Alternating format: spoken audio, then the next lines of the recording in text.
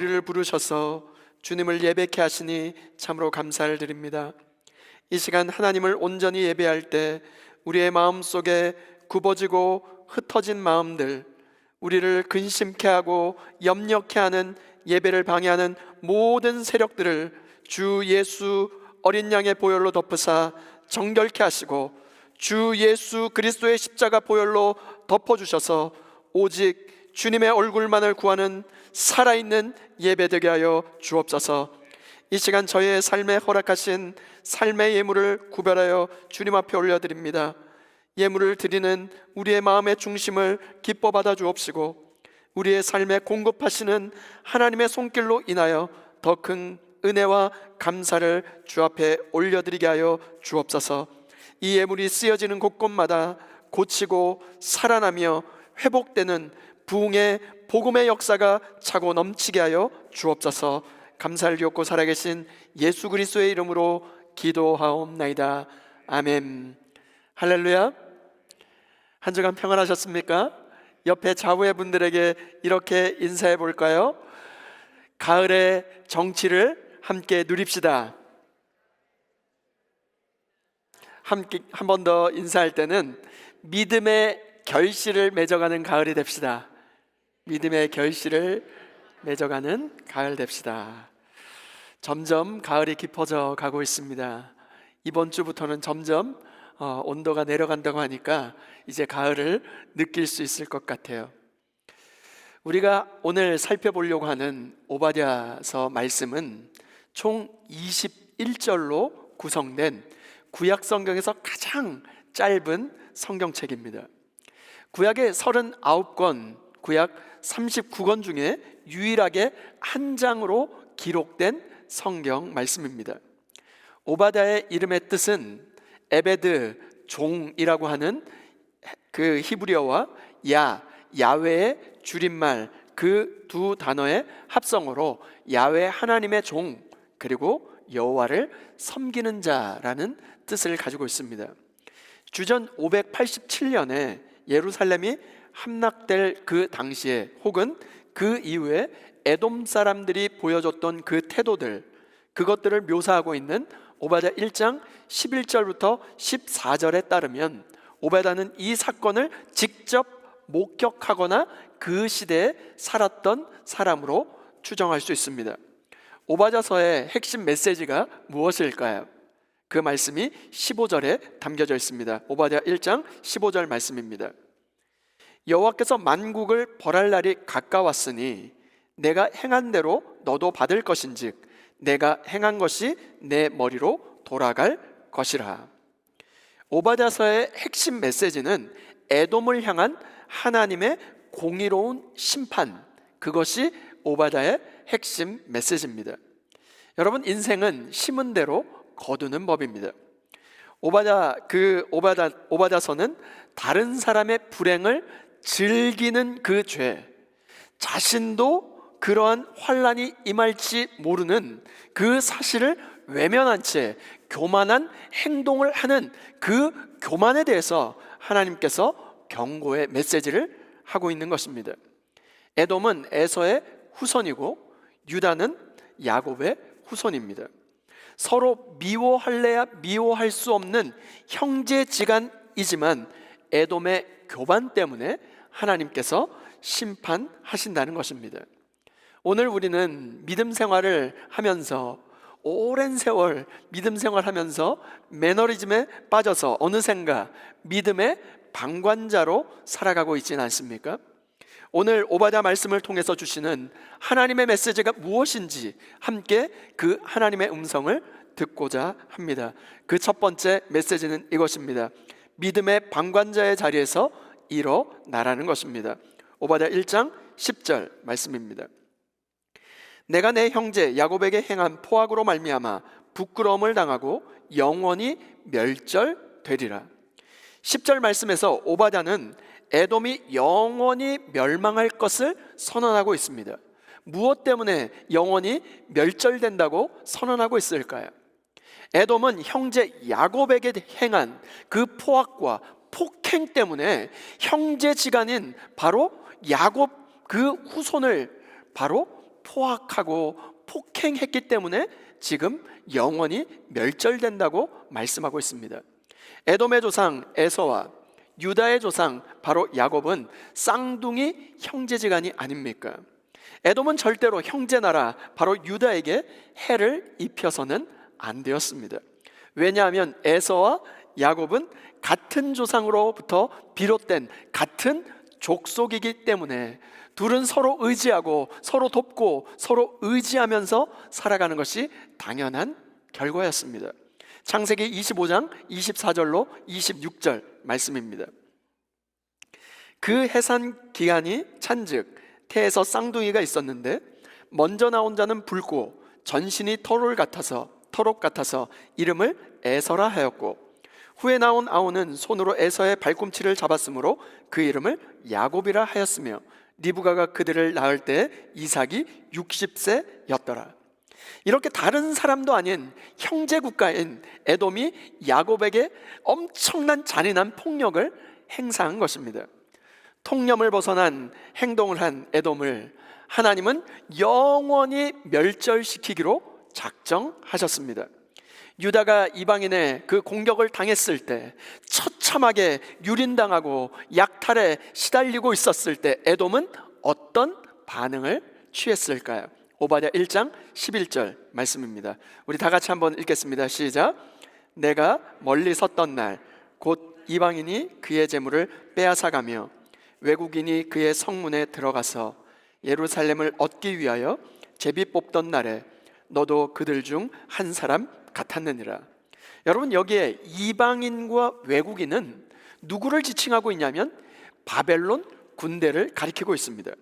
이 군대는 예루살렘 성을 정복하고 승자의 몫으로 챙길 전리품을 나누기 위해서 제비를 뽑고 그 성읍의 재산들을 거주민들에게 새롭게 분배하고 있었습니다. 그런 고통을 당하고 그렇게 신음을 앓고 있는 바로 유다 백성들을 향하여 에돔의 반응이 무엇이었습니까? 11절 상반절에 어떻게 기록되었냐면 내가 멀리 섰던 날에, 여러분, 여기에 이 자세, 이 태도가 문제의 발단이 된 것입니다. 에돔은 형제 국가가 어려움에 처하자 멀리서 불구경하듯이 방관자적인 자세를 취한 것입니다. 에돔은 형제 국가였던 유다의 멸망을 수수 방관한 그 자체만으로도 엄청난, 이미 심각한 문제에 직면하고 있던 것입니다. 위기에 처한 유다의 입장에서 멀리서 팔짱만 끼고 방관하고 있는 에돔에 대해서 어떤 감정이 들었을까요? 어떤 느낌이 있었을까요? 승리의 술에 도취되어 있는 약탈자와 동일시할 뿐만 아니라, 아니, 그들보다 더 나쁘다고 여기지 않았을까요? 우리의 속담에 어떤 말이 있습니까? 때리는 시어머니보다 말리는 시누이가 더 밉다. 그 말이 바로 이때 생각나지 않았을까요? 물론 때리는 시어머니에 대해서 훨씬 더 미운 감정이 생길 수 있죠. 그런데 옆에서 그것을 모두 다 지켜보고 방관하고 있는 시누이가 더 밉게 느껴지지 않았을까요? 오늘 우리는 방관자, 구경꾼, 바로 정말로 오히려 재판관이 되어서 갈등하고 아파하고 울고 있는 올케에게 다가가서 이래서 잘못됐고 저래서 잘못이다 하면서 상처에 소금을 뿌리고 있지는 않습니까? 오바댜 1장 11절 말씀입니다. 내가 멀리 섰던 날 곧 이방인이 그의 재물을 빼앗아가며 외국인이 그의 성문에 들어가서 예루살렘을 얻기 위하여 제비 뽑던 날에 너도 그들 중 한 사람 같았느니라. 이것은 오늘 우리의 삶 가운데 인간관계 속에서 반복적으로 나타나는 비극 중에 하나가 아닐까요? 방관자적인 태도는 예수님께서 선한 사마리아인의 비유를 통해서 강하게 질타하셨던 내용이기도 합니다. 여리고로 내려가는 그 길에 한 사람이 강도를 만나 정말 거반 죽게 되었습니다. 마침 한 제사장이 지나가는데 그를 보고 피해서 지나갔습니다. 조금 뒤에 레위인도 그곳에 이르러 그를 보고 피하고 지나갔습니다. 그러나 이방인 중에 한 사람, 한 사마리아인이 지나가다가 그를 보고 불쌍히 여겨 가까이 다가갑니다. 자기가 가지고 있었던 기름과 포도주를 그 상처에 부어 싸매어 줍니다. 자기 짐승에 태워서 주막으로 데리고 가서 돌보아 주지 않았습니까? 누가 강도 만난 자의 이웃이었습니까? 오늘 우리 역시도 강도 만난 자의 이웃이 되기보다는 제 갈 길 바쁘게 지나가는 믿음의 방관자로 살아가고 있진 않습니까? 유다가 유린당한 그 현장에서 멀리 서서 방관자로 서 있었던 에돔 사람들이 저질렀던 아주 구체적인 그 행동들이 무엇이었을까요? 12절과 13절 말씀입니다. 내가 형제의 날 곧 그 재앙의 날에 방관할 것이 아니며 유다 자손이 패망하는 날에 기뻐할 것이 아니며 그 고난의 날에 내가 입을 크게 벌릴 것이 아니며 내 백성이 환난을 당하는 날에 내가 그 성문에 들어가지 않을 것이며 환난을 당하는 날에 내가 그 고난을 방관하지 않을 것이며 환난을 당하는 날에 내가 그 재물에 손을 대지 않을 것이며 에돔이 저질렀던 그 만행을 12절과 14절 세 구절에서 세분해서 8가지를 제시하고 있습니다. 12절에는 세 가지를 제시하고 있는데, 첫째, 형제 국가가 망하던 날에 어떤 도움도 주지 않고 방관하였다는 거예요. 두 번째, 오히려 유다의 멸망을 기뻐했다는 것입니다. 타인의 불행을 즐거워한 것이죠. 세 번째, 입을 크게 벌렸대요. 이게 무슨 말이냐면 즐거운 비명을 지르고 조롱했다는 것입니다. 그 결과 그들은 심판을 받을 것입니다. 곧 형제의 아픔을 방관하였고 즐거워하거나 조롱하는 그 자들에게는 하나님의 화가 임할 것이라 말씀하고 있죠. 13절에는 넷째, 성문에 들어가 약탈을 일삼았습니다. 다섯 번째, 고난을 방관했습니다. 여섯 번째, 재물에 손을 대며 약탈을 일삼았습니다. 에돔 사람들이 유다가 처한 그 환난 날에 그 나라에 들어가서 그 백성들에게 약탈을 일삼았고 그들의 고난을 방관할 뿐만 아니라 저들의 재물에 손을 대면서 약탈을 일삼았다는 것입니다.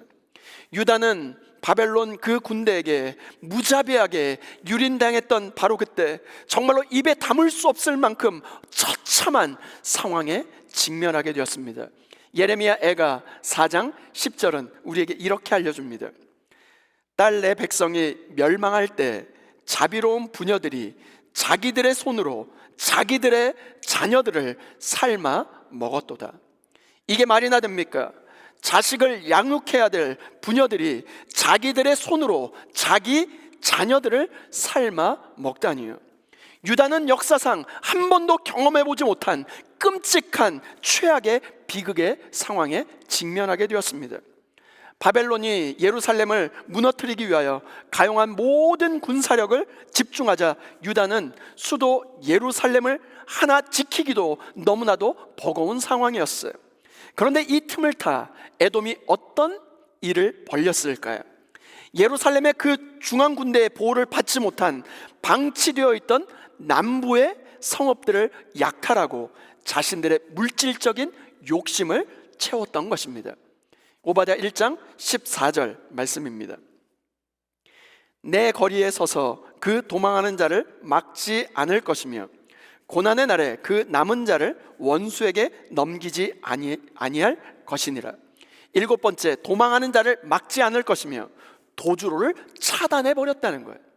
여덟 번째, 남은 자를 원수에게 넘기지 아니할 것이라. 이것은 인신매매를 자행했다는 것입니다. 이들은 바벨론의 침략을 피해 달아나고 있는 그 도주로를 차단해 버렸습니다.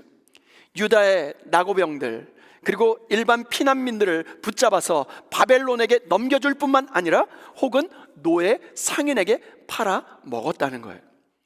바벨론 사람들의 진노를 피해서 도망치는 유다 백성들을 도와주지는 못할 망정 어떻게 이들을 붙잡아 돈을 주고 바로 팔아 넘기다니 해도 너무한 것 아닙니까? 에돔이 책망받은 이유가 무엇이었을까요? 에돔은 처음에 관찰자의 자세로 서 있었습니다. 악이 없는 방관자의 입장에 서 있었을지도 모르겠습니다. 그들은 바벨론 군대가 예루살렘에 쳐들어가 보물들을 탈취하고 있고, 그리고 거주민들을 잡아가는 것을 구경하고 있었어요. 거기에서 멈추어 선 게 아닙니다. 그러다가 결국 그들도 약탈 행위에 직접 참여하기 시작한 것입니다. 유다 백성들의 생존자들이 바벨론의 칼날을 피해서 에돔 족속에게 숨겨달라고 애원해 보았지만, 매정하게도 그들은 피난민들을 바벨론의 손에 넘겨버리기까지 했습니다. 에돔은 형제국가 유다가 유린당하고 고통스러워할 때 그들의 고통을 철저히 외면하였다는 것입니다. 형제가 힘들어하고 아파하고 고통스러워할 때 그들의 고통과 고락을 같이 하는 길, 스탠 위드의 길을 선택하지 않았습니다. 오히려 스탠 위드의 길을 피하고 스탠바이, 방관하는 그 길을 선택한 것입니다. 고통을 함께 공감하고 품는 길이 아닌 비켜서서 그들을 멀뚱멀뚱 쳐다보고 있는 구경꾼으로 방관의 길로 숨어 버린 것입니다. 이에 대하여 오바댜는 오늘 이 아침 우리에게 외치고 있습니다. 너희가 멀리 섰던 바로 그날, 악이 없는 방관자는 결코 있을 수 없다라고 외치고 있는 것입니다. 하나님의 기준에는 악이 없는 방관도 악이라고, 악한 것이라고 말씀하고 있습니다. 이웃이 압제당하고 있고, 이 이웃의 압제자의 그 발굽에 정말로 고통스러워하고 아파하고 신음하고 있을 때 하나님의 백성들은 바로 압제당하는 이웃의 편에 서야 된다는 것입니다. 언제까지 공경에 처한 이웃의 신음소리를 외면하는 방관자의 자리에 서 계실 것입니까? 오바댜는 오늘 이 아침 저와 여러분에게 외치고 있습니다. 너희가 멀리 섰던 날, 즉 멀리서 방관자의 자리에 안주해 있었던 바로 그때 하나님의 엄중한 심판이 내려질 것이라고 선언하고 있습니다. 오늘 우리는 바쁘고 분주하다는 핑계로, 나도 힘들다 하면서 스스로 믿음의 방관자로 구경꾼의 자리에 안주하고 있지는 않습니까? 믿음의 방관자, 구경꾼의 자리에서 벌떡 일어나 하나님의 심정으로, 하나님의 마음으로 아파하고 신음하고 있는 영혼들을 주님의 사랑으로 돌아보고 함께하는 자리, 사랑으로 품는 자리로 나아갈 수 있는 방관자가 아니라 주님 앞에서 믿음으로 일어서는 업스탠더가 다 될 수 있는 저와 여러분 모두가 될 수 있기를 주님의 이름으로 축원드립니다. 두 번째, 행한 대로 보응이 있음을 기억하라는 것입니다. 15절 16절 말씀입니다. 여호와께서 만국을 벌할 날이 가까웠나니 내가 행한 대로 너도 받을 것인즉 내가 행한 것이 내 머리로 돌아갈 것이라. 너희가 내 성산에서 마신 것 같이 만국인이 항상 마시리니 곧 마시고 삼켜서 본래 없던 것 같이 되리라. 아멘. 이 구절은 열방의 심판에 대한 말씀입니다. 에돔이라고 하는 한 나라에 대한 심판 메시지가 아니라 온 열방, 만국을 심판하는 열방의 심판에 대한 메시지였어요. 15절 말씀에 언급하고 있는 에돔과 열방에 임할 여호와의 날을 언급하고 있습니다. 여호와의 날에 어떤 일이 벌어질까요? 하나님의 정의로운 보복이 실현되고 에돔과 열방이 범한 죄악에 대하여 보응을 받게 될 것이라고 말씀하고 있습니다. 에돔은요, 그들이 받아 마땅한, 그들이 저지른 만행에 대한 마땅한 징벌을 받게 될 것입니다. 15절 말씀에 어떻게 기록되어 있냐면 내가 행한 대로 너도 받을 것인즉 내가 행한 것이 내 머리로 돌아갈 것이라 말씀하고 있습니다. 잠언 26장 27절 말씀 우리 다 같이 한번 읽어보겠습니다. 시작. 함정을 파는 자는 그것에 빠질 것이요 돌을 굴리는 자는 도리어 그것에 치리이다. 그들 역시 함정을 파는 자는 그것에 빠지고 돌을 굴리는 자는 도리어 그것에 치이게 되는 행한 대로 보응을 받게 된다는 것입니다. 여호와의 날이 임할 때 그 여호와의 날은 어떤 날이 될까요? 첫 번째, 여호와의 날은 먼 미래가 아니라 가까운 미래에 임할 것이라고 말씀하고 있습니다. 두 번째, 그 여호와의 날은 이스라엘만을 위한 날이 아니라 만국 모든 민족 열방에게 임하는 날이라는 것입니다. 세 번째, 여호와의 날은 심은 대로 거두는 날이 될 것입니다. 이 날은 천국, 천하만국이 그동안의 삶에 대한, 우리의 인생에 대한 정확하게 심판을 받는 날이 될 것입니다. 죄악으로 얼룩진 사람은 그에 상응하는 벌을 받게 될 것이고, 억울한 일을 당한 사람은 적절한 보답을 받는 날이 될 것입니다. 16절에 보니까 오바댜는 에돔과 열방에 대한 심판을 묘사하면서 술 취한 자의 이미지를 사용하고 있습니다.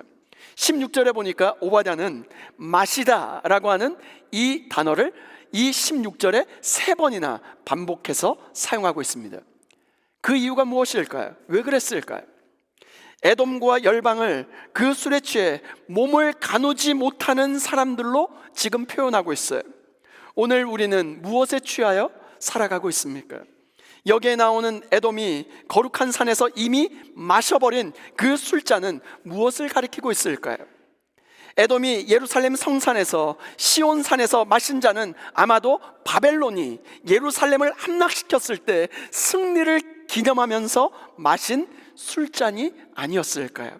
그런데 오바댜의 심판 선포에 따르면 에돔이 잔을 마신 것처럼 열방도 잔을 마시게 될 것이라고 말씀하고 있습니다. 에돔이 이미 마셔버린 술잔은 승리의 잔이었다면 열방이 마신 술잔도 승리의 술잔이 되는 것 아닐까요? 그렇지 않습니다. 장차 열방에 주어질 잔은 승리의 잔이 아니라 하나님의 진노의 잔이라는 것입니다. 에돔이 불의한 행동과 그 방법으로 취했던 그 불의한 이득은 결국 하나님의 진노의 잔을 들이키게 된 것입니다. 그들이 유다의 패망을 기회로 삼아 얻었던 모든 것, 부당하게 얻었던 약탈한 것들로 인한 흥에 겨워 열심에 취해서 정말로 마셨던 그 술잔은 축배의 술잔이 아니라 독배를 마셨다는 것입니다. 남의 피눈물을 취득한 그 모든 것은 결국 자신에게 독이 되어서 행한 대로 보응을 받게 될 뿐입니다. 그런데 여기에서 마시다라고 하는 히브리어 랄이라고 하는 이 동사는 소리내며 벌컥벌컥 마시는 행위를 뜻하는 단어입니다. 그런데 이 단어는 한순간도 쉬지 않고 계속해서 마셔야 하는 일종의 고문과도 같은 행위를 뜻하는 것입니다. 무슨 말일까요? 장차 그들에게 주어질 심판은 어떤 것일까요? 숨 쉴 틈도 주지 않고 정신없이 들이켜야 하는 술 고문과도 같은 것을 말하고 있습니다. 여호와의 날이 어떤 날일까요? 하나님과 하나님의 백성을 대적했던 자들이 숨 쉴 틈도 주지 않고 재앙을 당하는 날이 될 것이며 결국 그 생명을 다하는 날이 될 것을 지금 말씀하고 있는 것입니다. 에돔 사람들은 예루살렘이 무너지고 그 안에 있는 유다 사람들이 포로로 잡혀가는 것을 보았을 때 마치 그들이 망하는 것이 하나님을 섬기지 않는 자기들의 정당성을 증명해 주기나 하는 것처럼 얼마나 기뻐했는지 모릅니다. 너희들 하나님을 믿는다고 했지, 너희들 하나님을 믿는다고 하던 예루살렘 꼴이 이게 무엇이냐? 하나님을 예비하고 섬긴다고 하면서 꼴 좋다. 그들은 은밀한 방관과 은밀한 기쁨 앞에 취해 있었습니다. 그때 오바댜 선지자가 지금 그 상황 가운데 정확하게 그들을 향하여 외치고 있는 것입니다. 에돔 사람들은 이스라엘 백성들이 망하는 것을 보고 성산에서 건배를 하고 술을 머리에 부어가면서 퍼 마셨습니다. 그런데 오늘 말씀에 어떻게 기록하고 있습니까? 이번에는 만국 백성 열반 사람들이 에돔의 멸망을 기뻐하면서 성산에서 축하의 술을 마실 때가 온다는 거예요. 그러면서 16절 하반절에 어떻게 기록하고 있냐면 술을 다 마시고 삼켜서 남는 것이 하나도 없을 때까지 마실 때가 온다는 것입니다. 이게 무슨 말일까요? 에돔 사람들은 이스라엘 사람들을 그렇게 미워하고 시기했지만 에돔을 싫어하는, 그리고 에돔 사람들을 미워하는 사람들은 그보다 훨씬 더 많다는 거예요. 그들은 자신들이 다른 사람들에게 얼마나 미움거리가 되고 있는지 모른 채 이스라엘만 문제 삼고 있었던 것입니다.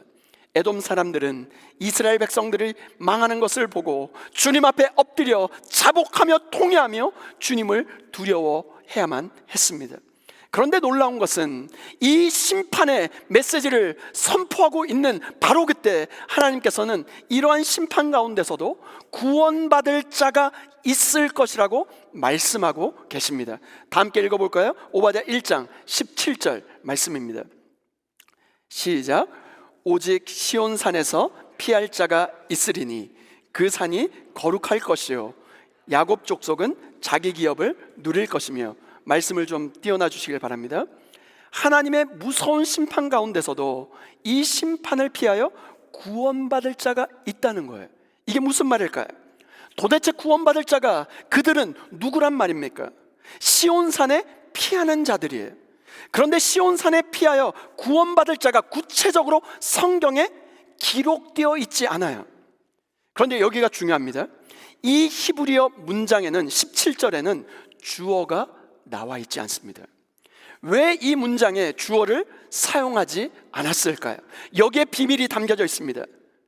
왜 시온에 피하는 자가 오직 살아날 것이라고 아무런 그 대상을 기록해 놓지 않았을까요? 이방인이든 에돔 사람이든 이스라엘 백성이든 탈취한 자든 고난받는 자든 고난당하는 자든 누구든지 시온으로 피하는 자는 구원을 받게 해 주시는 줄 믿습니다. 이것이 복음 중의 복음이 아닐까요? 오늘 우리 가운데 에돔 같은 정말로 은밀한 믿음의 방관자, 악이 없는 방관자로 시작하여 형제의 아픔을 외면하고 고통을 외면하고 형제의 고통 가운데 탈취한 자가 되어 정말로 오히려 심판의 독배를 마신 자가 있다면 예수 그리스도의 구원이 있는 시온산에 피하는 자 되어 하나님의 구원에 참여할 수 있는 저와 여러분 모두가 될 수 있기를 주님의 이름으로 축원드립니다. 다 함께 따라해 보실까요? 믿음의 방관자가 아니라 일어서는 자가 되라. 행한 대로 보응이 있음을 기억하라. 여러분, bystander, by 어떤 사물 주변에, by라고 하는 뜻이죠. stander, 일어서는 자입니다. 믿음의 방관자로 bystander, 구경꾼이 아니라 up, 일어나다, stander, 서다, 바로 일어서는 자가 되어서 누군가 아파하고 고통당하는 자를 보면 그냥 지나치는 것이 아니라 믿음과 용기를 내어 정의의 회복을 위하여 주님의 뜻을 품고 일어나는 업스탠더가 될 수 있기를 주님의 이름으로 축원드립니다. 우리의 삶 속에 믿음의 방관자가 아니라 함께 아파하고 함께 통회하며 함께 회개하는 자의 자리로 함께 내려갈 수 있는 저와 여러분 모두가 될 수 있기를 주님의 이름으로 축원드립니다. 여러분, 뿌린 대로 거둔다, 심은 대로 거둔다 라는 말씀이 있지 않습니까? 우리가 하는 모든 인생의 모든 일들은 그것이 무엇이든지 씨를 뿌리는 것과 같습니다. 우리의 행동은 물론이고 말과 생각까지도 다 심고 뿌리는 것이라 할 수 있습니다. 그렇기 때문에 우리의 인생을 통해서 정말로 중요한 것이 무엇이냐면 우리의 말과 행실로 무엇을 뿌리고 심느냐 하는 것입니다. 만일 우리가 다른 사람에게 행한 대로 되돌려 받을 것을 항상 의식하고 산다면 우리의 삶은 어떻게 변해 가게 될까요? 아마도 최소한 나쁜 짓은 하지 않으려고 노력하지 않겠습니까? 아니, 더 나아가 아낌없이 선을 베풀려고 애를 쓸 것입니다. 갈라디아서 6장 8절 9절 다 같이 한번 읽어보겠습니다. 시작. 자기의 육체를 위하여 심는 자는 육체로부터 썩어질 것을 거두고 성령을 위하여 심는 자는 성령으로부터 영생을 거두리라. 우리가 선을 행하되 낙심하지 말지니 포기하지 아니하면 때가 이름에 거두리라. 아멘. 우리 자신을 되돌아보면서 자기 육체를 위하여 썩어질 것을 거두기 위하여 심는 자가 아니라 성령을 위하여 영생을 거두는 자, 성령을 위하여 심어 영생을 거두는 자 될 수 있기를 주님의 이름으로 축원드립니다. 우리가 선을 행하되 낙심치 말고 포기하지 말기를 축원드립니다. 이번 한 주간 세상의 부조리, 죄악 가운데서도 우리 자신을 돌아보고 회개하며 통회하고 자복하는 자로 살아갈 수 있기를 소원합니다. 그리하여 심판의 날, 여호와의 날에 시온산으로 피하여 하나님의 구원에 이르게 될 뿐만 아니라 다른 사람들을 구원에 이르게 하는데 쓰임받을 수 있는 우리 모두가 될 수 있기를 주님의 이름으로 축원드립니다.